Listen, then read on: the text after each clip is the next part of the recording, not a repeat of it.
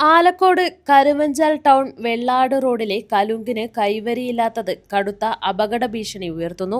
ദിനംപ്രതി ബസ്സുകൾ ഉൾപ്പെടെ നൂറുകണക്കിന് വാഹനങ്ങളും യാത്രക്കാരും കടന്നുപോകുന്ന തിരക്കേറിയ പാതയാണിത്.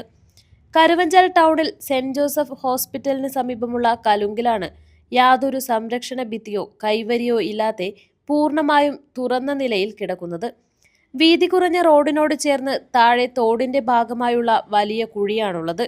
ഇതുവഴി പോകുന്ന വാഹനങ്ങൾക്ക് സൈഡ് കൊടുക്കുമ്പോൾ കാൽനട യാത്രക്കാർക്ക് ഒന്ന് ഒതുങ്ങി നിൽക്കാൻ പോലും ഇവിടെ സ്ഥലമില്ല. ഒരടി കാലൊന്ന് തെറ്റിയാൽ നേരെ തോടായ കുഴിയിലേക്ക് പതിക്കുന്ന അവസ്ഥയാണ്.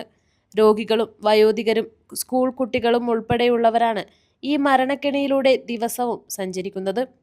റോഡ് നവീകരണം നടത്തിയ സമയത്ത് പോലും ഈ കലുങ്കിന്റെ അപകടാവസ്ഥ പരിഹരിക്കാൻ അധികൃതർ തയ്യാറായിട്ടില്ലെന്ന് നാട്ടുകാർ കുറ്റപ്പെടുത്തുന്നു.